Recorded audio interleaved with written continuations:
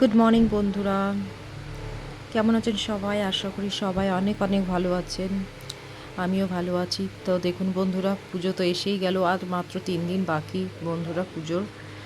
আর এদিকে মা দুর্গা দেখুন আমাদের মাঝে আসার জন্য একদম মা আমাদের মাঝে আসার জন্য, তার বাপের বাড়িতে আসার জন্য একেবারেই রেডি হয়ে গেছে বন্ধুরা। দেখুন একেবারে রেডি সপরিবারে মা আসছেন আমাদের মাঝে প্রতি বছরের মতো এবছরও।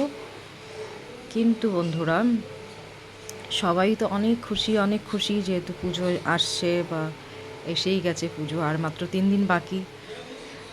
সবাই কত কেনাকাটি, কত মজা, কত হই হই করবে, সবই ঠিক করে রেখেছেন। কোথায় কে ঘুরতে যাবে, কবে কবে কোন দিন, কি ড্রেস পরবে, কি শাড়ি পরবে, কি জুয়েলারি পরবে, সমস্ত কিছু সবাই আগে থেকেই ঠিক করে রাখে।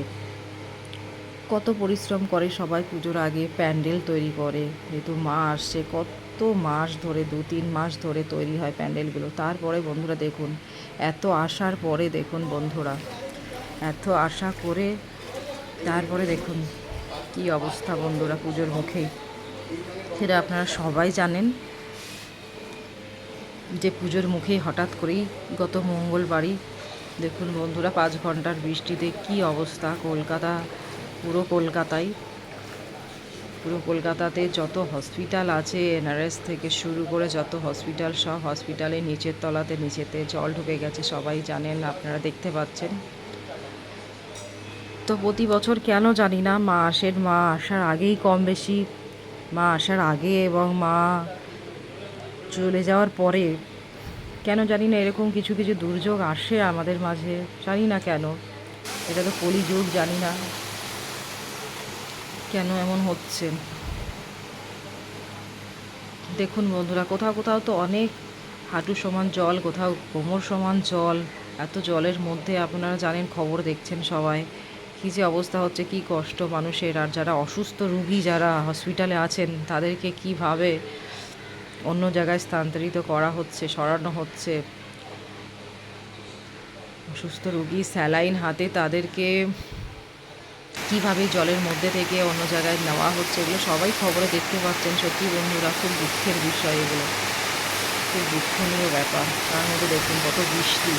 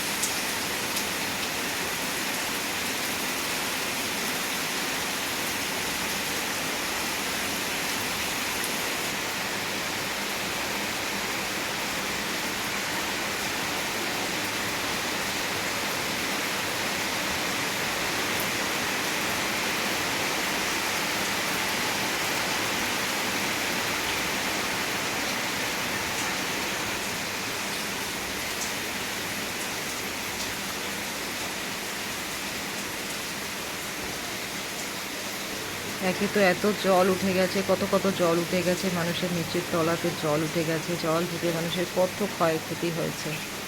তার উপর আবার বৃষ্টি, আবার শুনছি পুজোতেও নাকি এরকমই বৃষ্টি হবে। পুজোতে প্রত্যেকটা দিন বন্ধুরা বৃষ্টি হবে, প্রত্যেকটা দিন, কোনো দিন বাকি নেই, প্রত্যেকটা দিন কম বেশি বৃষ্টি হবে।